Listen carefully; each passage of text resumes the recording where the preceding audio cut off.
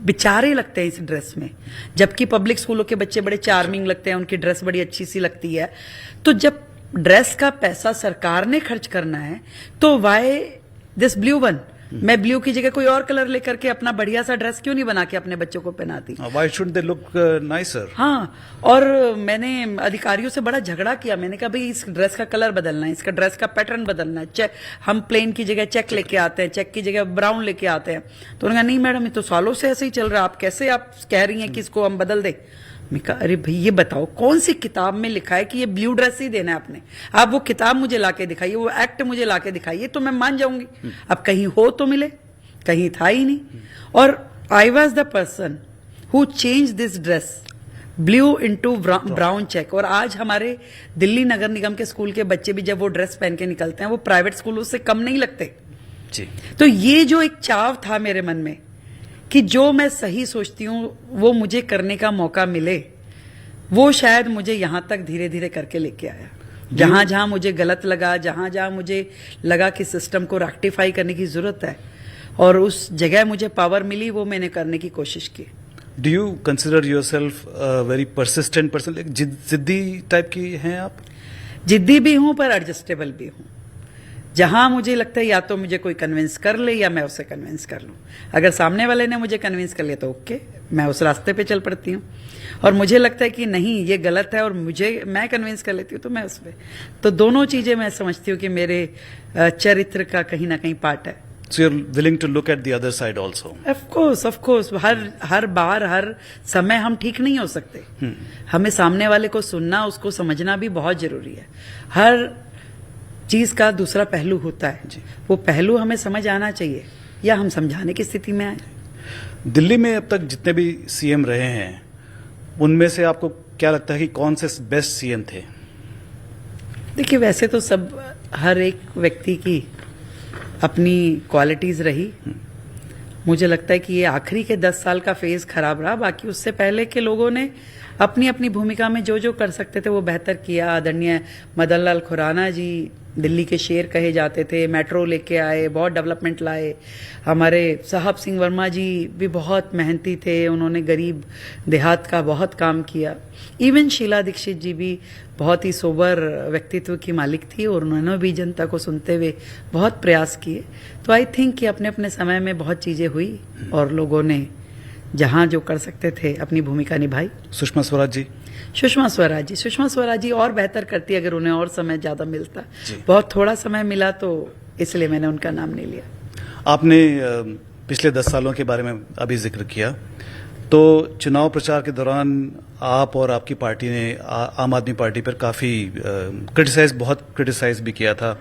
और चलिए पॉलिटिक्स में तो ये होता ही रहता है, लेकिन आपको कहीं लगता है कि कुछ भी काम उन्होंने सही किया हो? शायद कुछ का 1 या 2 उपलब्धियां उनकी? बड़ा डिफिकल्ट प्रश्न है। उन्होंने जो किया ना, शुरू किया बड़ी आशाएं जगा के, लोगों के दिलों में खूब आशा जगा दी कि हम ये करेंगे, हम ये करेंगे। ईमानदारी के झंडे उठाए, देशभक्ति का बिगुल बजाया और सबको एक नए भारत की, नई दिल्ली की कल्पना दिखाई।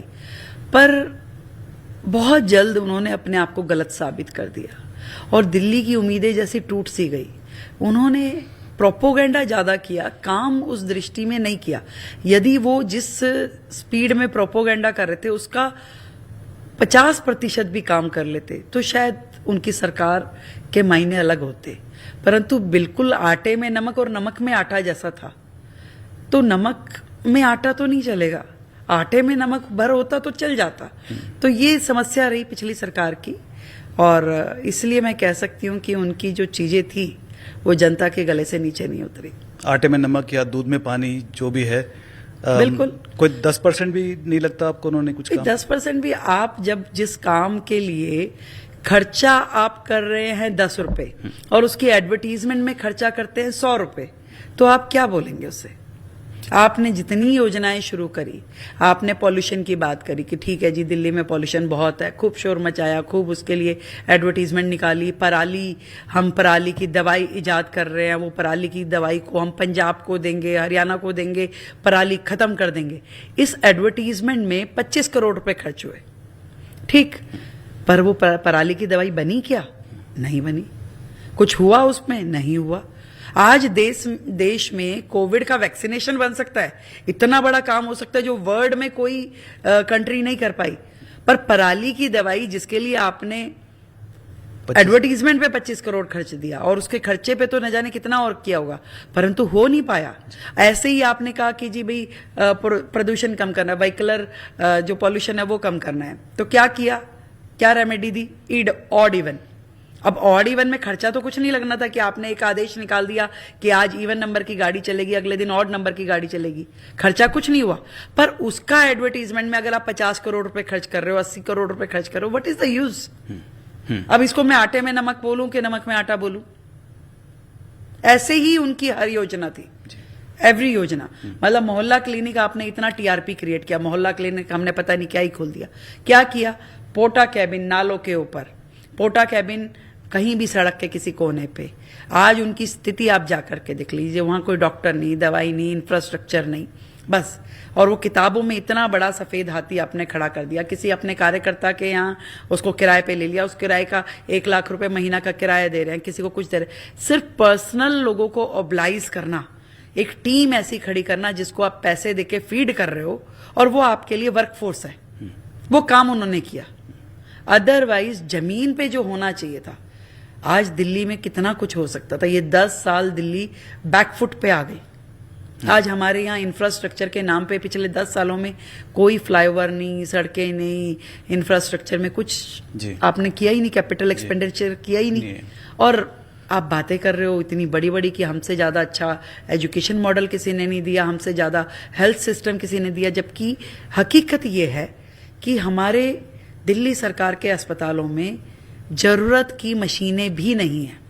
तो अब क्या करने वाली हैं इन मोहल्ला क्लिनिक्स और या जो स्कूल जो हैं? सब चीजों को रेनोवेट किया जाएगा, उसको अप टू मार्क किया जाएगा और जनता के हित में उसको सुधारा जाएगा। आज 24 अस्पताल उन्होंने शुरू किए, करोड़ों रुपए उस पर खर्च कर दिए, पर आधे बने हुए 10%, 20% पे छोड़ के चले गए। मान लीजिए उसके ऊपर आपके 2000 करोड़ रुपए खर्च हो गए, पर आज उस 2000 करोड़ रुपए खर्चने की कोई वैल्यू नहीं है। आज की डेट में वो जितनी प्रॉपर्टीज है ये मांग करती हैं कि और उस पे 4000 करोड़ रुपए खर्चिए, तो भी वो वर्किंग कंडीशन में नहीं आएगी। इतनी आनन फानन में चीजों को उन्होंने विदाउट प्लानिंग किया। 7 अस्पताल कोविड के समय में शुरू किए, ये देख करके कि कोविड के समय की बेडिंग बढ़ा देंगे। और आप उसमें, आज मैं तो खुद जाकर के मैंने देखा, वो बिल्डिंग ऐसी है जैसे पोटा केबिन जैसी होती है।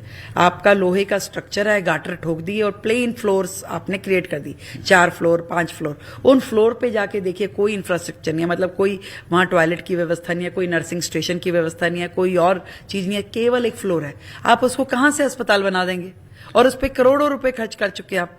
यहां तक कि कई प्रोजेक्ट में तो आपने ठेकेदारों को पेनल्टी तक दी है 100 करोड़ रुपए की। कितना सरकार का आपने पैसा बर्बाद किया है। ये जस्ट ए क्राइम, उन्होंने क्राइम किया है। दिल्ली की जनता के विश्वास की हत्या की है उन्होंने।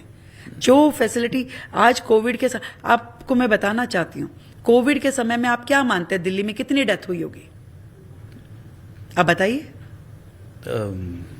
कुछ हजारों में होगी। हजारों में होगी जी।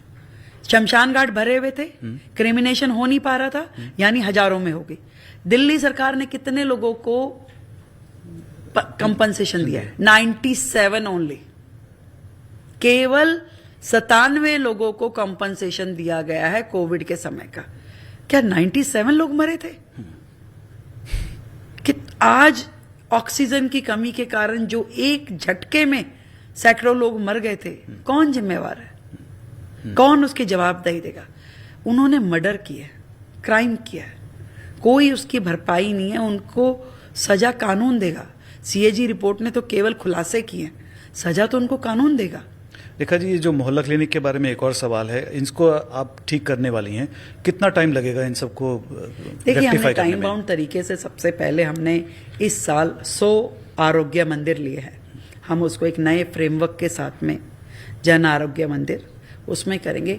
अभी तक मोहल्ला क्लिनिक में केवल आपको ऊपर बुखार है तो आपने पैरासीटामोल दे दी, आपको इतना भर आपको इलाज मिल रहा था। उसमें कोई आपका किसी भी तरीका उससे बड़ी वाली कोई भी ट्रीटमेंट थी वो नहीं मिल रही थी, पर जन आरोग्य मंदिर को हम उससे बेटर फैसिलिटीज़ के साथ में, उससे बेटर जिसमें आपका इलाज भी हो और उसमें आपका प्रिवेंटिव भी हो, उसमें वैक्सीनेशन भी हो, इन सारी चीज़ों को लेकर के उनको बनाएंगे और वो भी परमानेंट स्ट्रक्चर के साथ में, परमानेंट बिल्डिंग्स में। ये नहीं नाले पे खड़ा कर दिया, कहीं और खड़ा कर दिया, नहीं, हम लोग उसको इस तरीके से डेवलप करेंगे ताकि उसका पूरा लाभ जनता को मिल सके। चुनाव के तुरंत बाद आपकी पार्टी में कई लोग थे जो दावेदार थे सीएम की पोस्ट के लिए, आप चुनी गई। जो दावेदार जो थे वो आपके कैबिनेट में हैं, तो उन लोगों के साथ काम करवाने में कुछ झिझक होती है? आपको सहयोग मिल रहा है जो आप चाहती थी या चाहती हैं? 100% पूरा सहयोग मिलता है। हमारी पार्टी का वर्क कल्चर अलग तरीके का है। हमारे भारतीय जनता पार्टी में संगठन की रीति नीतियां हैं और संगठन में जब निर्णय हो जाता है तो सब एक मुश्त उस काम को करने में लग जाते हैं। और हम तो टीम नरेंद्र मोदी हैं। मोदी जी का विजन दिल्ली के लिए लागू हो, दिल्ली विकसित दिल्ली बने, ये हम सबका एक कॉमन एजेंडा है। तो जब जो तय होने वाला चीजें थी वो हो गई, अब हमें अपनी अपनी जिम्मेवारी मिल गई। Now we are a team और बहुत ही अच्छे माहौल में एक दूसरे के साथ में जुड़ करके हम लोग काम कर रहे हैं और the result will be very good. So you don't expect any backbiting or nothing, not even a single percent। कुछ मतलब ही नहीं है। आज उल्टा हमसे कोई कमी रह जाए तो हमें संभालने के लिए वो लोग हैं, उनसे कोई चीज हो जाए तो मैं उन्हें बताने के लिए हूँ। तो we are a team. Prime minister Narendra Modi, like you said, is a role model for many all BJP leaders. आपके भी हैं रोल मॉडल। उनके अलावा कोई और हैं पार्टी में जो आपके रोल मॉडल हैं, the person that you would like to emulate? Of course, देखिए नरेंद्र मोदी जी तो वो शख्सियत है, कई बार मैं उन्हें नेता नहीं मानती, संत मानती। वो संत जिन्होंने अपना जीवन, कोई संत होता है वो प्रभु की सेवा में, पूजा पाठ में अपना जीवन लगाता है, और ये हैं जो उन्होंने देश की सेवा को अपना पूजा पाठ माना। और भी बहुत सारे लोग हमारे यहाँ हैं जिन्होंने अपने अपने तरीके से पूरा जीवन लगा करके देश की सेवा करी। नितिन गडकरी जी उनमें से एक है। हमारे बाकी जितनी लीडरशिप को भी मैं कहूँ, अमित शाह जी, वो गजब का पर्सनालिटी है, उनका डिटर्मिनेशन, उनका जो डेयरिंग स्वभाव है, इतने बड़े बड़े निर्णय देश में हुए, आज टस से मस हिले नहीं वो। तो मैं मानती हूँ कि भाजपा में टैलेंट और डेडिकेशन भरा हुआ है, और ये जो है कहीं ना कहीं अपब्रिंगिंग जो हमारी पार्टी में होती है वो है जो उनको पार्टी ने सींचा, उन्होंने हमें सींचा, और हम अपनी आगे वाली जनरेशन तैयार करें। तो it's a hand holding chain. मैं I'm going to ask you a difficult question. If there is one leader that you would like to be, who would it be? And please don't say Modi ji, because everyone would want to be Modi ji. तो अमित शाह जी बनूंगी। आप अमित शाह बनना चाहेंगे? Of course, He is like your second role model. Daring, मतलब निर्णय लेने की क्षमता है उनमें, वो जो कहते हैं वो कर देते हैं। रेखा जी, आपके परिवार के बारे में लोगों को बहुत कम मालूम है, लेकिन एक क्यूरियोसिटी भी है कि आपकी परिवार कितना बड़ा है, आपका परिवार, और कौन कौन है, उनके बारे में कुछ कहना चाहेंगी? जॉइंट फैमिली है जी, बहुत बड़ी है। मेरे हस्बैंड के 4 भाई हैं, एक बहन है, मदर इन लॉ हैं घर में। मेरी अपनी फैमिली में मेरी मदर, मेरी 3 बहनें, 1 भाई, तो दैट वे फैमिली बहुत बड़ी है। और मेरी अपनी उसमें मेरी एक डॉटर है बड़ी और एक बेटा है, दोनों पढ़ रहे हैं। बेटा इंजीनियरिंग कर रहा है, बेटी ने मास्टर्स किया है। तो सब लोग अपनी अपनी लाइन पे अपना वर्किंग कर रहे हैं। हस्बैंड भी, ही इज़ अ बिजनेसमैन, तो वो अपना बिजनेस कर रहे हैं। तो पूरा सपोर्ट मुझे फैमिली का हमेशा मिला है, और शायद इसीलिए मैं यहाँ तक पहुँच पाई। एक कहावत है अंग्रेजी में, behind every successful man there is a woman. Behind every successful woman who is there in your life, is it your husband? Yes, of course, he did lot for me. बहुत बहुत, देखिए आप जब समाज को समय देते हैं या आप अपनी राजनीति में समय देते हैं, अपने कर्तव्य पे समय देते हैं, तो कहाँ से समय काटेंगे, फैमिली का समय काटेंगे। आज बच्चे दोनों क्योंकि पढ़ रहे हैं बाहर अपना अपना उसमें, तो मैं जो पहले रोज बात करती थी दिन में एक बार, अब मैं 3 दिन में एक बार, 4 दिन में एक बार कर पाती हूँ। तो समय तो उन्हीं का कट रहा है। हस्बैंड जिनके साथ शायद हम दिन में 1 घंटा भर बैठ के बातचीत कर लेते होंगे, तो आज 10 मिनट भी निकालने के लिए सोचना पड़ता है कि अभी रुकिए, फोन आएगा तो कहेंगे अच्छा अभी बाद में बात करते हैं। तो वो समय जो फैमिली का होता है, वो एक जो घर की महिला अपने परिवार को अपने हाथ से बना के खाना खिलाएगी, उनके चाम पूरे करेगी, उनको उनके लिए वो सब कुछ करेगी जो एक महिला को करना भी अच्छा लगता है और उसका फर्ज भी है, वो अब नहीं कर पाती मैं। तो किसका नुकसान हुआ, किसका अपने टाइम का टिल के, फैमिली का। तो ऑफ कोर्स उनका साथ, उनका डेडिकेशन जो है वो आपके लिए बहुत बड़ी प्लस पॉइंट है जो आपको आगे बढ़ाता है। What about your parents? Do you come from a traditional family? लेकिन आपको अगर बेटी को प्रोत्साहन देकर एक लीडर बनाया तो it tells you a lot about the parents. Not exactly. मेरी माँ तो हमेशा कहती थी कि भाई ये राजनीति ना बनियों के बच्चों का काम नहीं है। तो भाई शादी कौन करेगा। तो मैं क्योंकि यूनिवर्सिटी से अपनी इस फील्ड में आ गई थी, सोशल फील्ड में, कॉलेज का चुनाव लड़ी, दिल्ली यूनिवर्सिटी की जनरल सेक्रेटरी रही, फिर प्रेसिडेंट रही। तो जब जनरल सेक्रेटरी रही तब तक तो उन्हें नहीं मालूम था कि इतना बड़ा कुछ होता दिल्ली यूनिवर्सिटी। प्रेसिडेंट के टाइम उन्होंने कहा भाई नहीं हमारी बेटी नहीं लड़ेगी, मना कर दिया पार्टी को। तो माँ तो उस तरह की थी जो हमेशा नहीं चाहती थी कि कभी हूं, पर मेरे पिताजी को लगता था कि भाई अगर बच्चे को मौका मिला तो उसको करने दिया जाए। तो ही ऑलवेज स्टैंड विद मी, और मुझे उन्होंने हमेशा सपोर्ट किया। माँ लड़ती भी थी, गुस्सा भी करती थी, उनको भी कहती थी कोई नहीं आप कर रहे हो ना, इसका साथ दे रहे हो, कल को आप ही भुगतोगे। तो पर वो हमेशा, मैं आज भी मिस करती हूँ उनको। मतलब he is no more, covid के टाइम उनका डेथ हुआ। Oh I am sorry. तो मैं आज भी उनको याद करती हूँ कि आज वो होते तो बड़ा खुश होते। अब जॉइंट फैमिली में रहती हैं, शालीमार बाग में आपका घर है, तो जब आप सीएम नहीं थी तो आस पड़ोस में जो लोग थे उनके साथ उठना बैठना होता होगा, अब तो नहीं होता होगा। अब वो कैसे माहौल कैसे चेंज हो गया है?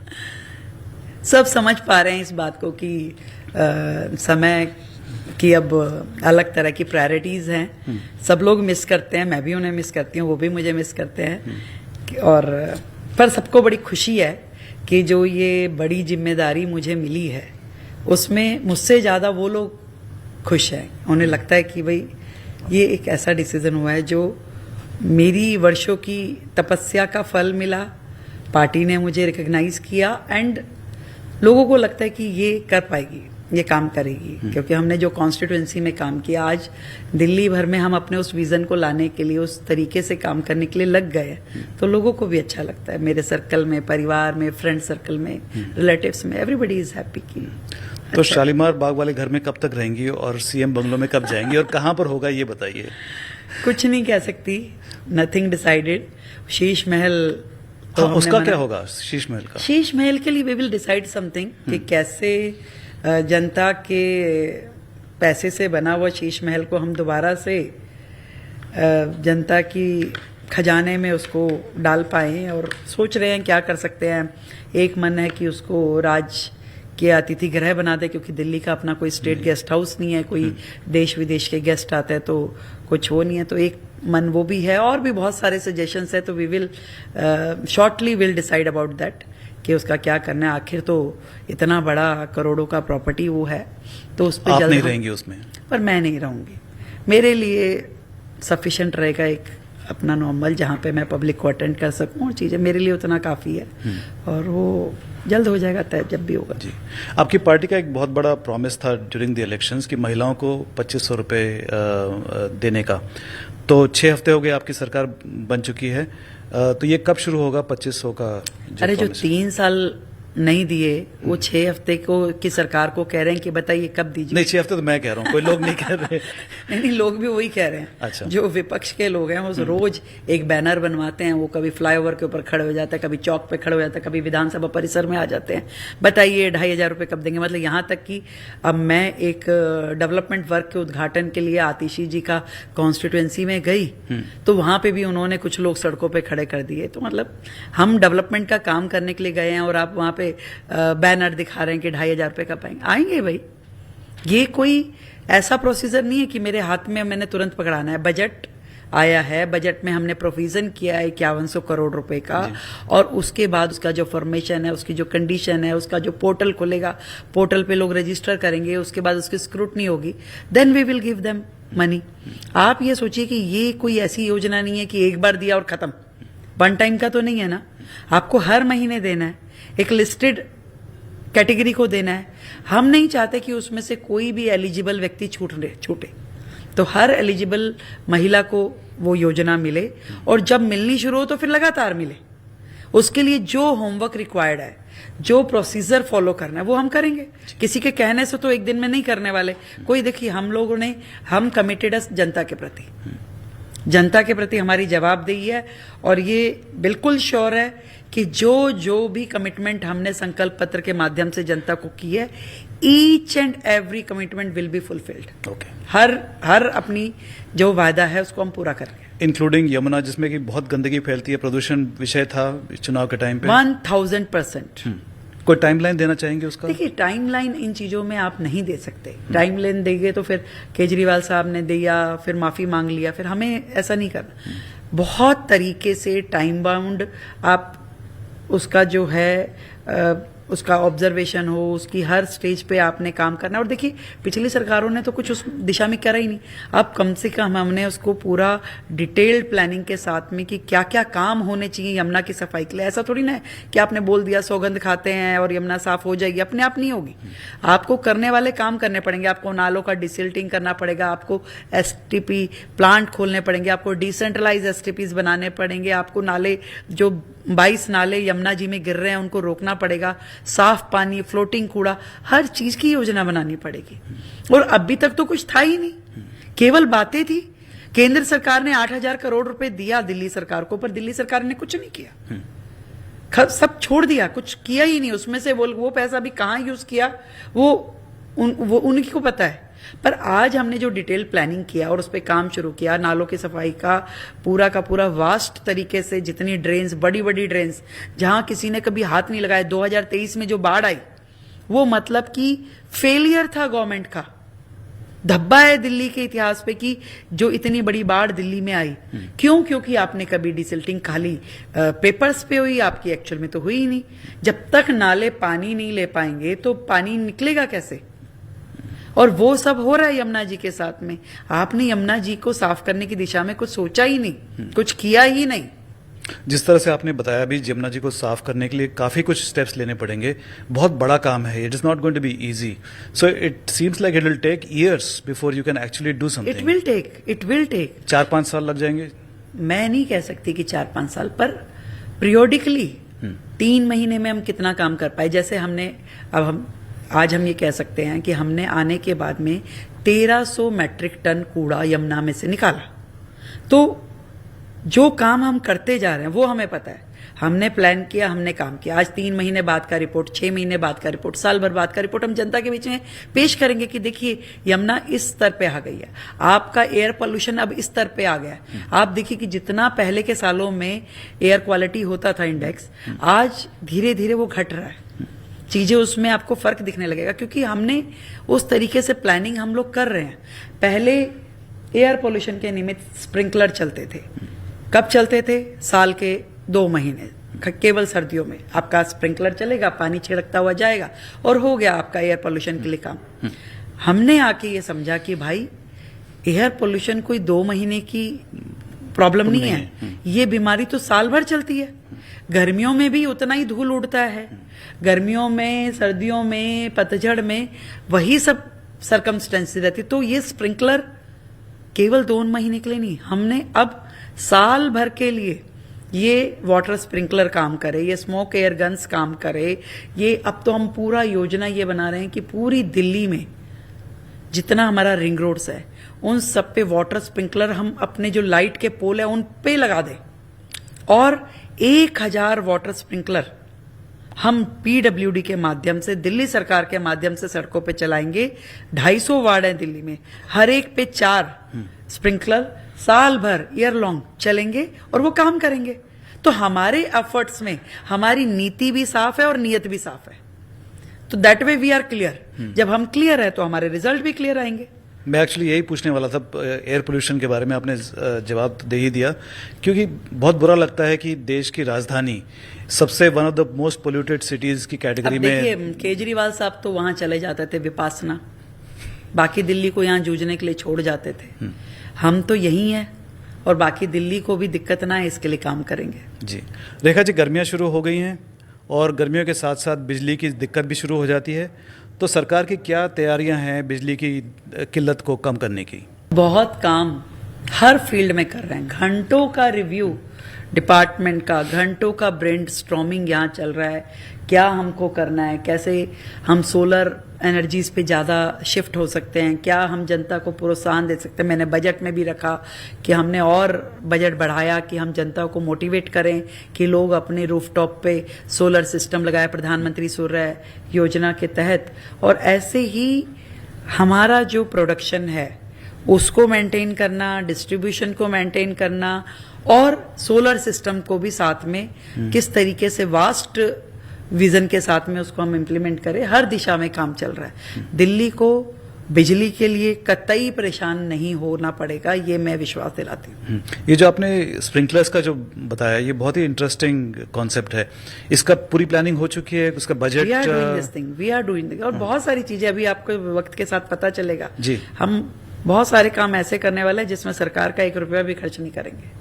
अच्छा। तो आपको पता चलेगा, बनिया मुख्यमंत्री होती है तो भाई बचत का भी पूरा ध्यान रखा जाता है, ताकि वो पैसा जब बचे तो जनता के हित में 2,500 रुपए जो देने वहां काम आएगा। दिल्ली के एलजी साहब ने एक बार कहा था कि आतिशी जो सीएम बनी थी कुछ महीनों के लिए, वो केजरीवाल से कहीं ज्यादा बेहतर थी। आपका भी यही मानना है क्या? अभी मैं कुछ कहने की स्थिति में हूं, क्योंकि वो भी हमेशा उन्हीं की शेडो में रही, उन्हीं के एजेंडा को चलाती रही, उन्हीं के खड़ाऊ लेकर के उन्होंने किया। अगर शायद वो अपने विजन से और अपनी सोच से चलती तो मे बी वो अपने आप को प्रूव कर पाती। जी, अभी हम लोगों ने जो चैलेंजेस की बात की, पोल्यूशन हो गया, इंफ्रास्ट्रक्चर यानी सड़क या सीवरेज, और स्ट्रे एनिमल्स, और लॉ एंड ऑर्डर, तो इनमें से आप which would you prioritize? Which is the biggest challenge for Delhi you think? देखिए हर प्रॉब्लम अपने अपने जगह इम्पोर्टेंट है। स्ट्रे कैटल अपने आप दिल्ली के लिए बहुत बहुत ज़्यादा प्रॉब्लमैटिक एरिया है।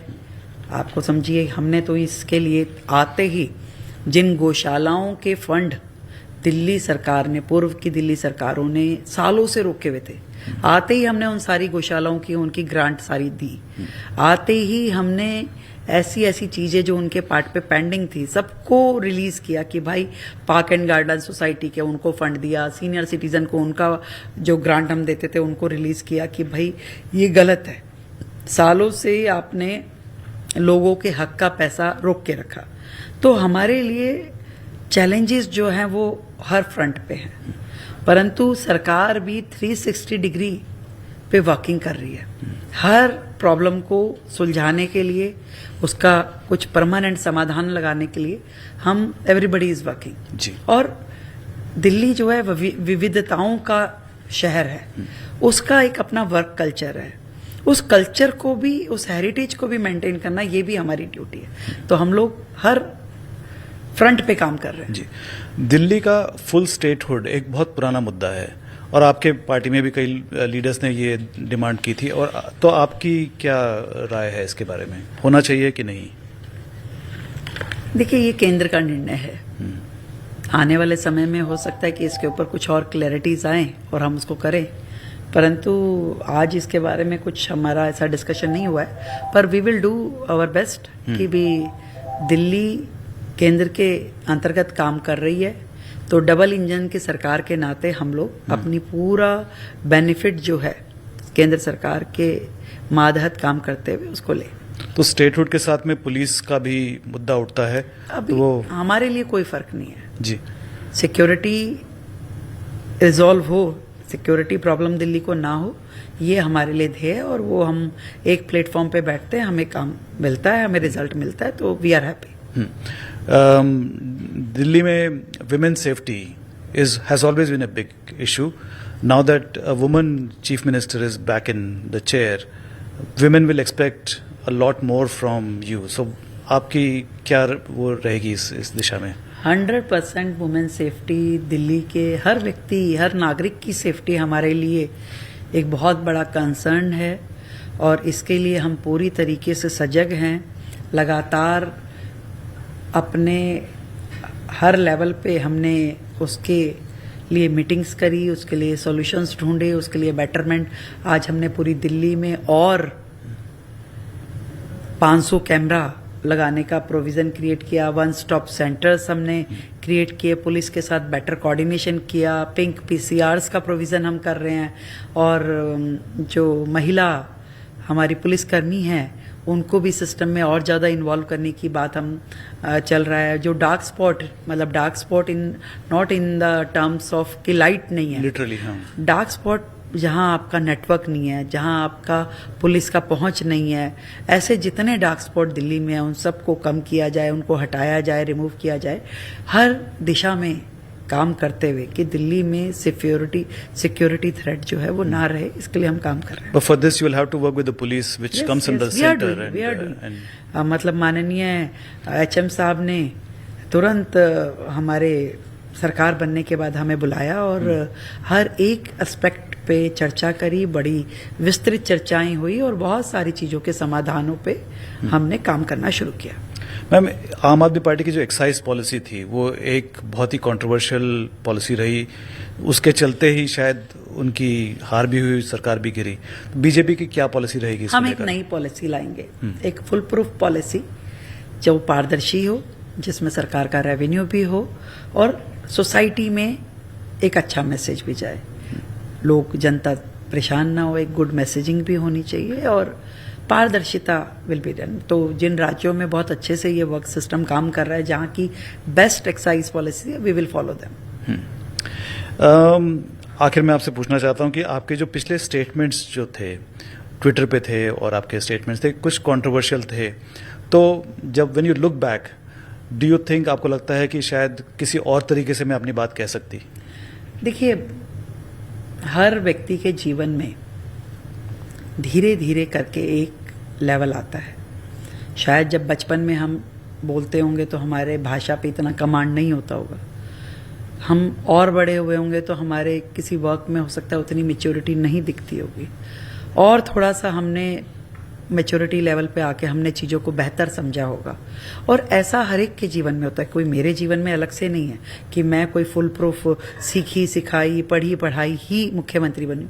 अनेक मंचों पे मुझसे गलतियां हुई होंगी। अब मान लीजिए मैंने भाषण दिया विधानसभा में और एक स्टोरी सुनाते हुए मेरे मुंह से एक ठुल्ला शब्द निकल गया, तो मेरी इंटेंशन वो नहीं थी कि भी मैं कहूं कि मैं किसी अपने पुलिसकर्मी की या अपने किसी जवान को उसको हार्म करना चाहती हूँ, उसकी फील नथिंग। मैं बड़ा सम्मान करती हूँ अपने सारे पुलिसकर्मियों का, वो देश की सेवा कर रहे हैं, 24 घंटे वो देश के लिए खड़े रहते हैं और मैं मतलब बता नहीं सकती मेरे दिल में कितना सम्मान है अपने सभी सैनिकों के लिए, सभी पुलिस कर्मियों के लिए जो दिन रात अपने जीवन का मतलब ना नींद देखते हैं, ना खाना पीना, ना परिवार, और 24 घंटे एक फोन कॉल पे वो खड़े हो जाते हैं और उनसे हम अपेक्षा करते हैं कि आइए काम कीजिए।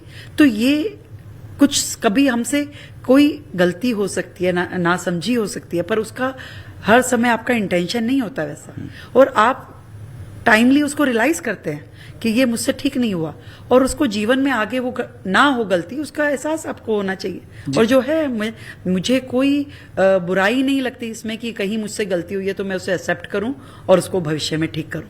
Are you the kind of a person who says sorry, who apologizes when you are realize? क्यों नहीं मतलब अगर आपसे गलती हुई, मैंने आपको पहले भी कहा कि मैं वो व्यक्तित्व हूं कि जो या तो कन्विंस कर लो या कन्विंस हो जाओ। तो आज हम अपनी बात केवल कहीं दूसरे की ना सुने ऐसा नहीं है। यदि मुझसे कहीं गलती होगी मैं जरूर, अब जैसे मैंने पोस्टर का ड्राइव था, मुझे आज लगता है कि भाई आज दिल्ली की जिम्मेवारी मेरे पास है। मुझे लगता है यार दिल्ली तो बहुत बदसूरत लगती है जब दीवारों पे पोस्टर लगता है, दीवारों पे वॉल राइटिंग होती है। तो मैंने जिस दिन ये सोचा कि नहीं भाई ये नहीं होना चाहिए, सबसे पहले मैंने दिल्ली की जनता से ये माफी मांगी कि भाई जीवन में मुझसे भी कभी ना कभी गलती जरूर हुई है कि जब मेरे भी किसी सपोर्टर ने कहीं पे पोस्टर लगाए होंगे या वॉल राइटिंग की होगी। आज मुझे ये रियलाइज होता है कि ये गलत था। आज मैं ये कहती हूँ पूरी दिल्ली से, जब मैं ये निवेदन करती हूँ कि भाई हमें दिल्ली को बेहतर करना है, साफ सुथरा करना है, तो मैंने अपने से स्टार्ट किया। मैंने कहा कि नहीं भाई हम नहीं लगाएंगे, और अपने एमएलएस को, अपने सभी कार्यकर्ताओं को ये निवेदन किया कि भाई हम सबको सुंदर दिल्ली की तरफ जाना है और हम इस चीज को अब अवॉइड करेंगे। तो ये कॉन्टिन्यूस प्रोसेस है। मैं ऐसा कैसे कह दूं कि मैं कोई आज मेरा आदेश से सब कुछ हो जाएगा। मैं जनता को, समाज को अपने साथ लेकर के चलना चाहती हूं, क्योंकि दिल्ली जो है केवल सरकार और मुख्यमंत्री के करने से विकसित दिल्ली नहीं होने वाली। स्वच्छ दिल्ली, स्वस्थ दिल्ली अकेले के करने का काम नहीं है। ये हम सबको साथ लेकर के चलना है, सबको हमें जोड़ना है। दिल्ली के हर एक नागरिक को इस विकसित दिल्ली के मिशन में जुड़ना पड़ेगा। और मैं सबसे आज पीटीआई के माध्यम से भी निवेदन करना चाहती हूं कि ये हम सबकी दिल्ली है, हम सबकी आत्मा यहां बसी है, देश की राजधानी है, और इसमें हम सबको अपनी भूमिका निभानी होगी दिल्ली को सुंदर रखने के लिए, दिल्ली को हरित रखने के लिए, और दिल्ली को सुंदर स्वच्छ बनाने के लिए। Not just the citizens but also the politicians and the opposition leaders also. You expect them her to एक work. से, हर दिल्ली वासी से मैं बात कर रही हूँ, हर एक दिल्ली। और मुझे लगता है कि कोई व्यक्ति हो, अपोजिशन का हो, पोजीशन का हो, हर व्यक्ति ये सोचता है, उसको लगता है कि मेरा शहर साफ रहना चाहिए। और किसी को शुरुआत ही करनी होती है। जब कूड़े के ऊपर कूड़ा डलता है, हम ये तय करें कि भी कूड़ा नहीं डालेंगे तो नहीं डलेगा। तो इस ढेर को हमने बनने ही नहीं देना। हमें दिल्ली को सुंदर दिल्ली, स्वच्छ दिल्ली की दिशा में लेके जाना है। रेखा जी, आपने हर सवाल का जवाब बेबाकी से दिया, बहुत खुल के दिया। बहुत बहुत धन्यवाद पीटीआई से बात करने का।